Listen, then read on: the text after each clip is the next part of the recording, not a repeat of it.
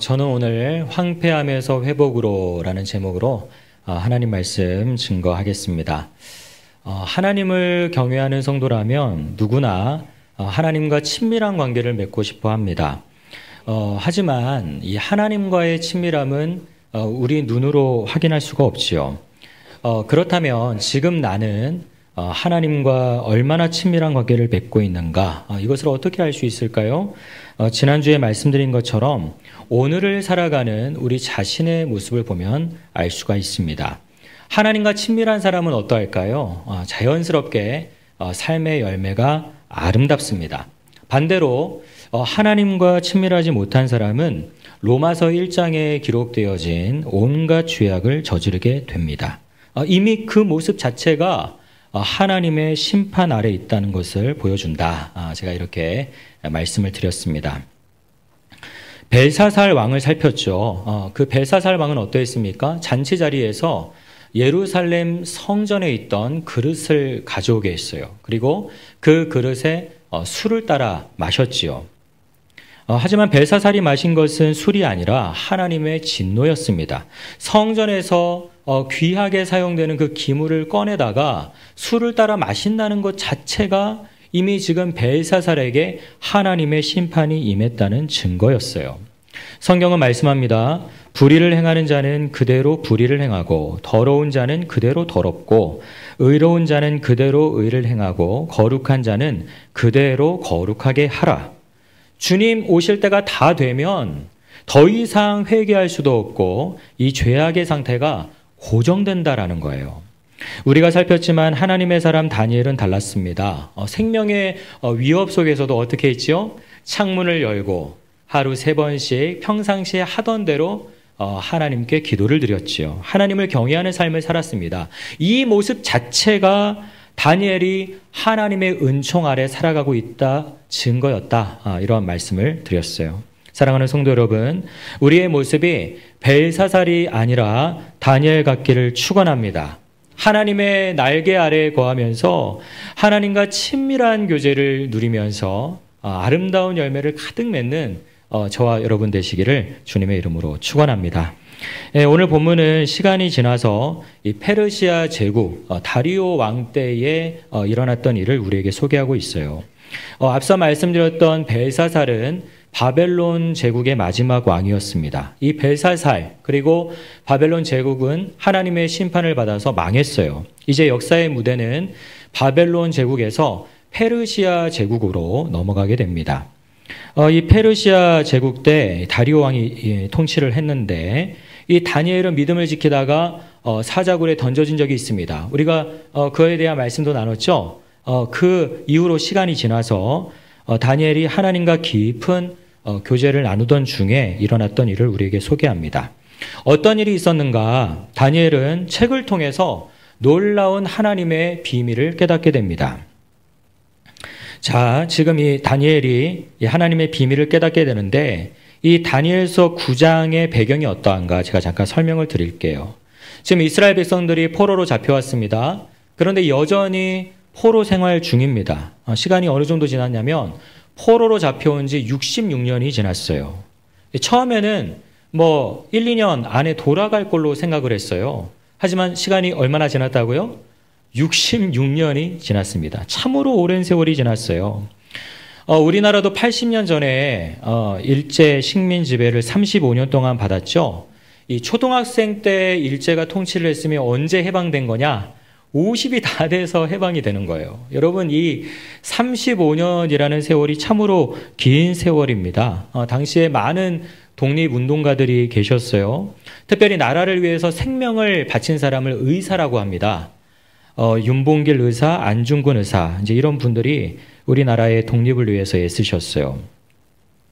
나도 안다. 현재 조선은 실력이 없기 때문에 당장 독립은 불가능하다. 하지만 일본이 약해지면 조선과 주변국은 독립할 것이다. 즉 독립은 어차피 올 수밖에 없는 필연적인 결과이다. 나는 독립국으로서 그 시기를 앞당기려고 하는 것이다. 내가 몇 명의 장교를 죽였다고 크게 달라질 거라고 생각하지 않는다. 다만 이로써 조선인들이 각성하고 다시 세계가 조선을 알게 된다면 그것으로 내 목적은 달성한 것이다. 지금 세계 지도에 조선은 일본으로 칠해져 있다. 하지만 이제 세계는 조선이라는 나라를 다시 알게 되었을 것이다. 여러분, 이분들이 자신의 목숨을 바칠 수 있었던 이유가 있어요. 그것은 소망이 있었기 때문입니다. 소망이 있었어요. 긴 세월 동안 식민 지배를 받긴 했지만 국제 정세를 보니까 이게 뭔가 달라질 것 같거든요. 얼마 남지 않을 것 같아요. 이제 곧 있으면 독립을 할 것 같아요. 그렇기 때문에 이분들이 소망을 품고 자신의 목숨을 던졌던 것이죠. 하지만 35년을 넘어서 여러분 50년이 지나도록 또 60년이 지나도록 아무런 소식이 없다. 여러분, 그렇다면은 아마 독립에 대한 소망은 많이 희미해졌을 것입니다. 그런데 지금 보세요. 이 이스라엘 백성들이 포로로 잡혀온 지 얼마가 됐다고요? 60년이 지나서 66년이 되었다고요. 66년. 너무나도 오랜 세월이 지나버렸습니다. 지금 이 포로 공동체가 귀환에 대한 소망이 없어요. 귀환에 대한 소망이 거의 다 사라진 상태였다라는 것입니다. 이스라엘 백성들의 상태가 또 어떠했을까요? 무엇보다도 신앙이 무너졌습니다. 예루살렘에 성전이 있었잖아요. 그것이 다 파괴됐어요. 제사장이 없습니다. 예배를 드릴 수가 없어요. 당연히 신앙이 희미해질 수밖에 없습니다. 정치 상황은 어떠했을까요? 강력했던 바벨론이 무너졌습니다. 페르시아 제국이 들어섰어요. 이 포로된 백성들의 앞날을 예측할 수가 없습니다. 자유를 얻게 될지 아니면 더 극심한 고난을 겪게 될지 한치 앞을 볼 수가 없었습니다. 이러한 이들의 모습을 성경은 한마디로 표현하는데 바로 황폐함입니다. 곧 그 통치 원년에 나 다니엘이 책을 통해 여호와께서 말씀으로 선지자 예레미야에게 알려주신 그 연수를 깨달았나니 곧 예루살렘의 황폐함이 70년 만에 그치리라 하신 것이니라. 본문에서는 예루살렘의 황폐함을 말씀합니다. 하지만 이 본문에서 말씀하는 황폐함은 단순하게 예루살렘에만 국한된 것이 아니에요. 예루살렘의 성벽이 무너졌고 성전이 파괴되었잖아요. 그러한 외형적인 상태만을 의미하는 것이 아닙니다. 예루살렘에 남겨진 사람들이 있죠. 그리고 포로로 잡혀온 사람들이 있죠. 이들의 삶과 이들의 영적인 상태, 이들의 모든 것들이 어떠하다? 황폐하다. 지금 성경에서는 그렇게 말씀하고 있는 것이에요. 황폐하다는 것은 파괴되었다는 것입니다. 무너져서 쓸모없게 된 상태를 말해요. 황폐하다는 것은 굳어져 있는 것입니다. 큰 상처와 아픔을 겪었잖아요. 그렇죠? 나라가 멸망했잖아요. 그러한 아픔이 있기에 당연히 굳어지는 것이죠. 황폐하다는 것은 무엇보다도 아무런 소망이 없는 상태를 의미합니다. 겉으로는 살아있는 것처럼 보여요. 숨을 쉬고 일을 하고 밥을 먹고 하루하루 살아갑니다. 하지만 실상은 무너져 있다. 굳어져 있다. 아무런 소망이 없다. 살아있으니 그저 살아가는 상태가 뭐라고요? 황폐하다라는 거예요. 성도 여러분, 오늘을 살아가는 우리도 이 포로로 잡혀있던 이스라엘 백성들처럼 우리의 삶이, 우리의 지경이 황폐할 수가 있습니다. 몇 년 전에 어느 성도님의 사업장에 신방을 갔어요. 어렵다는 형편을 듣긴 했는데 갔더니 생각보다 훨씬 더 심각했습니다. 오래된 공단 한쪽에 사무실을 얻어 놓으셨어요. 처음에는 깔끔하고 좋았겠죠. 하지만 시간이 2, 30년이 지나면서 낡아지는 거예요. 노후화되는 거예요. 오랜 세월이 지나다 보니까 처음에 들여왔던 그 좋은 기계들이 이제는 고철덩어리가 되어 있었습니다. 주력 사업은 이 시대가 변하면서 더 이상 수익을 내지 못해요. 성도님은 소일거리로 겨우 생계를 이어가고 계셨습니다. 제 눈에는 참으로 황폐한 모습처럼 보였어요. 성도 여러분, 우리 개인의 모습은 어떠합니까? 우리 성도님들은 어떠하세요? 우리 성도님들의 마음은 평안하십니까? 아니면 무너져 있습니까? 이웃과의 관계는 어떠하세요? 부드럽습니까? 아니면 굳어져 있습니까? 무엇보다도 하나님과의 관계는 어떠하실까요? 하나님 주시는 소망이 가득하십니까? 어떤 교회 성도가 이단에 빠졌습니다. 재산도 다 날리고 가정도 망가졌어요. 목사님이 그분 집을 여러 번 찾아갔습니다. 하지만 문을 열어주지 않았어요. 그러던 어느 날 이 교인이 병들어서 죽어간다는 소문을 듣게 되었어요. 목사님이 병원에 찾아가셨습니다. 그리고 회개를 권유했어요. 성도님, 이대로 돌아가시면 지옥에 갑니다. 다시 예수님께 돌아오세요. 간절하게 호소했다고 해요. 하지만 그 교인은 눈길 한 번을 주지 않았다고 해요. 마지막 숨을 거두기 전에 주변 사람들에게 이런 말을 남겼다고 합니다. 내가 만약에 지옥에 간다면 지옥 구경 한번 해보겠습니다. 여러분, 끝내 회개하지 않고 어떻게 된 거예요? 죽음을 맞이하게 된 것이죠. 우리가 잘 아는 박찬수 목사님의 간증이에요. 성도 여러분, 황폐하다는 것은 무너졌다는 거예요. 굳어져 있다는 거예요. 소망이 없다는 거예요.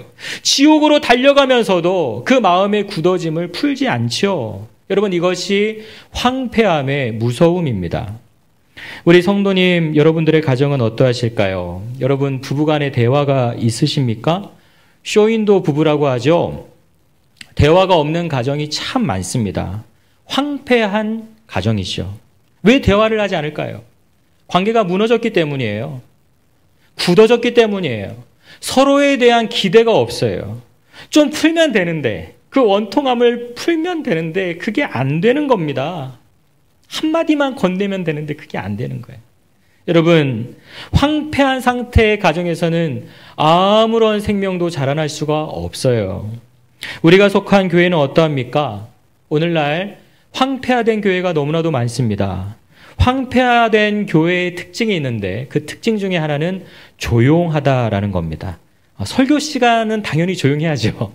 설교 시간 말고요. 그 전체의 분위기가 조용하다라는 거예요. 아이들의 웃음소리가 들리지 않습니다. 뛰어다니는 소리가 들리지 않습니다. 악기 연습 소리, 찬양 소리가 들리지 않아요. 그 어떠한 새로운 행사 포스터도 붙어 있지 않습니다. 붙어 있더라도 몇 년 전에 했던 것들, 그 흔적만 남아있죠. 홈페이지가 업데이트가 안 됩니다.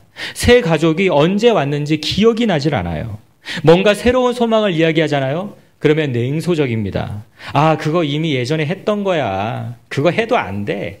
아, 뭐 그거에서 뭐 별반 다른 게 있겠어? 하지만 살아있는 교회는 다릅니다. 뭔가로 가득 차 있어요. 예수님으로 가득 차 있어요. 이곳에도 저곳에도 뭔가로 가득 차 있습니다. 부드러워요. 활력이 있어요. 무엇보다 소망이 있습니다. 이곳 저곳에서 새로운 소망에 대한 이야기가 들려옵니다. 이거 해보자. 저거 해보자. 한번 도전해보자. 예배가 살아있습니다. 예배 중에 말씀이 선포되고 말씀이 들려져요. 깨닫게 돼요. 나도 모르게 회개의 눈물이 터져 나와요. 감사와 감격의 웃음이 터져 나옵니다. 이곳 저곳에서 웃음소리가 들려와요. 뭔가로 사람들이 오고 가고 분주합니다. 여러분, 그림이 그려지나요? 선한 일들이 이곳 저곳에서 계획되어지고 저쪽에서는 기도 모임이 되고 이쪽에서는 한참 회의가 진행되고 이쪽에서는 뭔가가 막 만들어지고 있고, 뭔가 주일날 우리 영남제일교회를 보는 것 같습니다. 할렐루야. 네, 어제 토요일도 제가 보니까 살아있는 교회예요. 살아있는 교회. 4층에 갔더니 우리 권사님들이 주일 식사를 준비하느라 정신없이 분주하게 일하시고, 그 팀이 또 빠지니까 청년들이 또 올라가가지고 수련회 뒤풀이 한다고 고기를 막 구워서 먹고, 또 감사하게도 저도 초대해 주시고.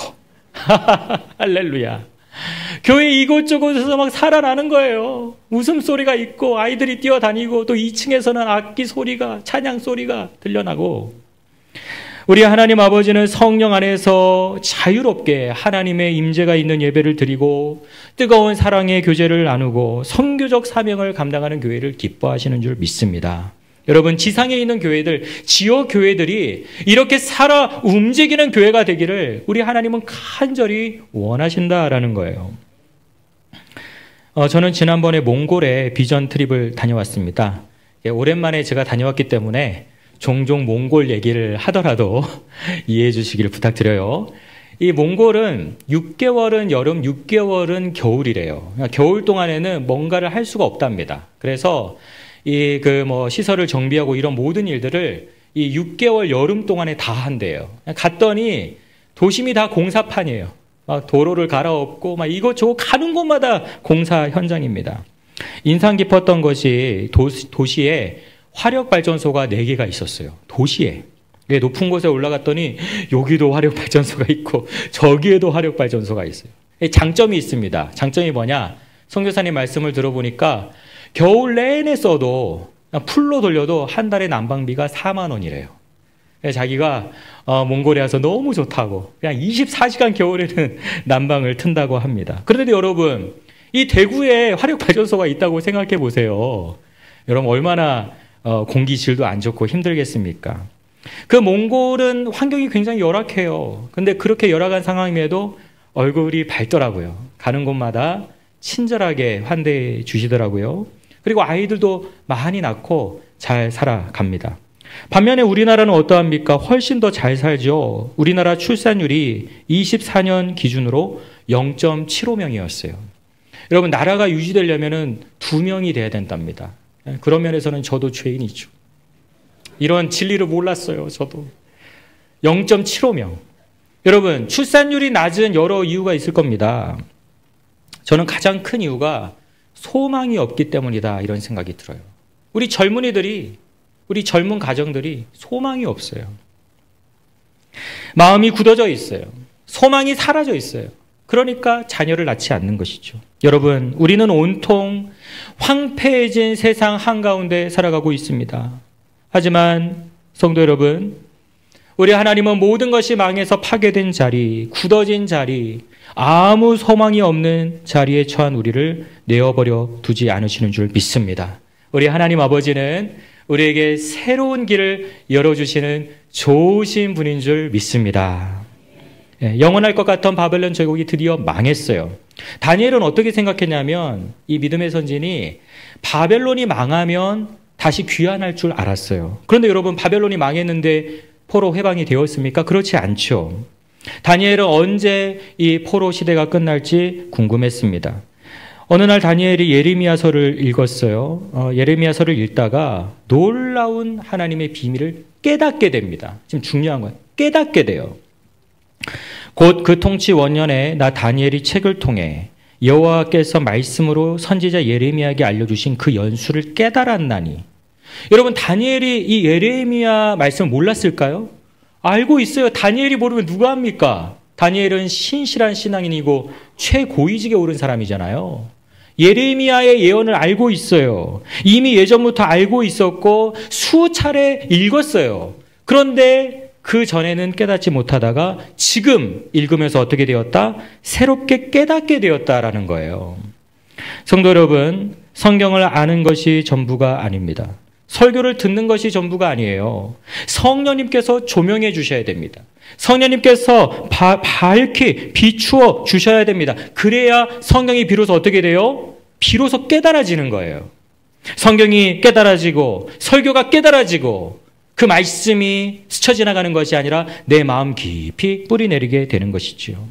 다니엘은 바벨론이 멸망하면 포로가 해방되는 줄 알았는데 그게 아니었습니다. 70년이 차야 해방되어진다라는 그 놀라운 하나님의 비밀을 이제서야 새롭게 깨닫게 된 것이죠. 그리고 다니엘이 어떻게 했느냐? 이 깨달아진 말씀을 스쳐 흘려 보내는 것이 아니라 이 깨달아진 약속의 말씀을 붙잡고 기도하게 되었다. 그런데 다니엘이 어떠한 기도를 드렸는가? 회개의 기도를 드립니다. 내가 금식하며 베옷을 입고 죄를 덮어쓰고 주 하나님께 기도하며 간구하기를 결심하고. 성도 여러분, 다니엘은 죄를 범하지 않았어요. 다니엘의 조상들이 죄를 범했고 다니엘이 살던 그 당대 사람들이 죄를 범했죠. 하지만 다니엘은 어떻게 했느냐? 그들의 조상의 죄, 그리고 당대 사람의 죄를 마치 자신의 죄인 것처럼 품고 회개의 기도를 드렸다. 오늘 본문을 통해서 저와 여러분에게 주시는 하나님의 메시지가 여기 있습니다. 우리의 황폐함이 회복되어지는 키가 있다라는 거예요. 그 회복의 비결이 뭐냐? 두 가지인데, 첫째로는 말씀을 새롭게 깨달아야 된다. 둘째로는 그 깨달아진 말씀을 붙잡고 회개해야 된다. 깨닫고 회개할 때 어떤 역사가 일어나요? 회복되어짐의 역사가 일어난다. 오늘 본문은 우리에게 말씀하고 있어요. 사랑하는 성도 여러분, 우리의 삶의 자리가 황폐화되어 있지는 않습니까? 우리의 가정이 황폐화되어 있지는 않나요? 여러분, 우리의 교회가 황폐화되어 있지는 않습니까? 다니엘처럼 이미 알고 있던 말씀이지만 새롭게 깨닫고 하나님 앞에서 철저하게 그 깨달아진 말씀을 붙잡고 회개할 때 하나님은 새로운 역사를 일으켜 주십니다. 여러분 오늘 다니엘서 9장에서 인상 깊은 장면이 있어요. 굉장히 중요한 거예요. 좀 마음을 열고 한번 들어보시기 바랍니다.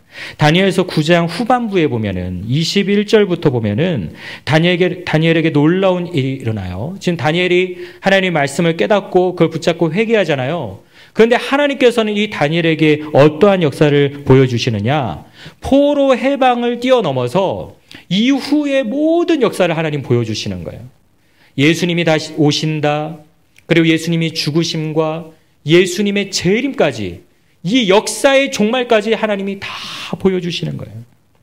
그 과정 가운데서 여러 가지 숫자들이 나옵니다. 이 숫자들을 잘못 해석해가지고 한국교회 이단이 참으로 많은데요. 이 숫자라는 것이 무엇이냐? 이 숫자가 의미하는 것은 하나님이 기한을 정하셨다라는 거예요. 그리고 하나님의 때에 반드시 이루신다. 이런 메시지가 담겨져 있습니다. 하나님은 회개하는 이에게 당장의 문제를 해결해 주실 뿐만 아니라 먼 훗날에 하나님의 비전까지 보여주시는 분이세요.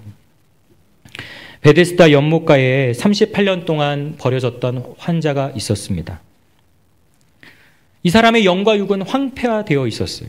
무너졌어요. 굳어졌어요. 소망이 없어요. 예수님께서 이 사람에게 찾아가시죠. 그리고 물으십니다. 무엇을 원하느냐? 여러분 근데 이 사람이 어떠한 대답을 하는지 아세요? 아주 놀라운 대답을 합니다. 물이 동할 때 나를 물에 넣어줄 사람이 없습니다. 이렇게 대답을 해요. 여러분 문제 해결이신 예수님이 왔으면 어떻게 해야 됩니까? 예수님 내 병을 고쳐주십시오. 이렇게 해야 되잖아요. 그런데 이게 굳어져 있다는 거예요. 증거예요. 예수님 내 병을 고쳐주십시오. 그렇게조차 구할 수 없을 만큼 완전히 황폐화되어 있었다라는 거예요. 여러분 예수님은 어떻게 해주십니까? 그의 병을 고쳐주실 뿐만 아니라 그의 죄악까지도 그가 구하지 않은 것까지도 우리 예수님은 해결해 주십니다. 예를 들면 이런 거예요. 작은 병에 물고기가 들어있어요. 이 물고기가 원하는 것은 그냥 밥을 좀 달라는 거예요. 밥을 달라. 그런데 예수님이 주시는 은혜가 무엇이냐? 이 병의 뚜껑을 열어서 물고기를 바다에 넣어주는 거예요. 할렐루야. 병에 갇힌 물고기는 바다는 생각하지도 못해요. 굳어져 있어요. 하지만 우리 하나님께서는 이 뚜껑을 열고 바다에 넣어주는 그런 구하지 않은 은혜까지 주시는 분이시다라는 겁니다. 사랑하는 성도 여러분, 회복을 원하지 않는 사람은 아무도 없어요. 개인의 삶이 회복되길 원하고 가정이 회복되길 원합니다. 우리에게 주신 일터가 회복되길 원하고 또 교회와 이 나라와 민족이 회복되기를 간절히 원해요. 여러분 그 핵심이 무엇입니까? 두 가지. 첫째로 말씀을 깨달아야 됩니다. 한번 같이 읽어보겠습니다. 말씀을 깨달아야 합니다. 여러분 이게 키예요. 우리 나라와 민족을 위해서 가슴 아파하시죠? 여러분으로부터 이 나라의 회복이 시작되는 줄 믿습니다. 다니엘 한 사람이 나라와 민족을 위해서 회개했잖아요. 그 기도를 들으시고 하나님께서 놀라운 역사를 베풀어 주시잖아요. 다니엘 한 사람을 통해서 일하신 하나님께서 이 영남 제일의 권속들이 한 마음으로 나라와 민족을 위해서 기도하면 왜 그 기도를 안 들어주시겠습니까? 여러분 하나님의 말씀에 회복의 비결이 담겨져 있어요. 성경을 부지런히 읽으시기 바랍니다. 여러분 교회에 올 때만큼이라도 성경책 가지고 오세요. 그리고 어쩔 수 없이 화면으로 띄우긴 하지만 여러분 말씀을 읽을 때 여러분 성경을 펴서 읽으시기 바랍니다. 기도하면서 읽으시기 바랍니다. 여러분 성도라는 것은요 말씀을 읽는 사람이에요. 아무리 바빠도 말씀을 읽어야 돼요. 나이가 많으나 적으나 말씀을 읽어야 됩니다. 그리고 주신 말씀을 붙잡고 묵상해야 돼요. 설교를 하나님의 말씀으로 들으시기 바랍니다. 여러분 어떤 사람에게 회복의 역사가 있느냐? 설교를 들을 때요 아무것도 모릅니다. 나는 아무것도 모릅니다. 어린아이와 같은 마음으로 설교를 듣는 그 사람에게 하나님이 말씀이 들려지고 말씀이 깨닫게 되어지는 거예요. 여러분 말씀은 눈으로 들어가요. 여러분 설교 말씀을 들을 때 눈을 떠서 보시기 바랍니다. 고개를 들고 보시기 바랍니다. 눈과 눈이 마주칠 때 하나님의 역사가 일어나는 거예요. 여러분 10년, 20년 믿어도 구원의 확신이 없고 하나님의 자녀답게 살지 못하는 분들 많이 계시죠? 말씀이 부딪히지 않으니까, 마음과 마음이 만나지 않으니까 깨달음이 없는 거예요. 여러분 우리의 눈과 마음이 열려 깨닫게 돼야 돼요. 깨달음의 역사가 있어야 돼요. 오늘 다니엘처럼 이미 수차례 읽었던 말씀이지만 새로운 깨달음이 있을 때 그때부터 시작이라는 거예요. 여러분의 삶이 좀 회복되어야 되지 않습니까? 여러분 언제까지 황폐함 가운데 머물러 계실 거예요? 황폐함의 그 무너짐을 회복하는 키가 뭐라고요? 말씀이 깨달아져야 된다는 거예요. 내가 말씀이 깨달아지면 이제 하나님이 일하시기 시작하구나, 이렇게 우리가 생각해도 되는 거예요. 둘째로 깨달은 말씀을 붙잡고 하나님 앞에 어떻게 해야 됩니까? 철저하게 회개해야 되는 거예요. 철저하게. 듣기만 하는 데서 멈추면 안 됩니다. 듣고 회개해야 됩니다. 성도는 성경 말씀을 붙잡고 기도하는 사람이에요. 깨달아진 말씀을 붙잡고 회개하며 나아가는 사람이 성도입니다.